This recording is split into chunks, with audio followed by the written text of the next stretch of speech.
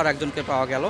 তিনি পিছনে যাকে বহন করছেন তার হেলমেট নেই। আসলে দেখতে পাচ্ছেন গোপন সংবাদের ভিত্তিতে র্যাবের বিশেষ অভিযান পরিচালিত হচ্ছে এই মানিক মিয়া এভিনিউ, রাজধানীর মানিক মিয়া এভিনিউ বিশেষ অভিযান পরিচালনা হচ্ছে।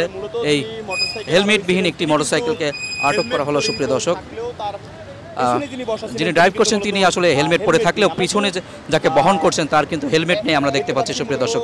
সেজন্যই কিন্তু র্যাব সদস্য তাকে আটকে তার ডকুমেন্টস চেক করা হচ্ছে এবং তার শরীর তল্লাশি করা হচ্ছে, তার দেহ তল্লাশি করা হচ্ছে, তিনি কোনো অবৈধ কোনো দ্রব্যাদি বহন করছেন কিনা সে বিষয়ে সুপ্রিয় দর্শক।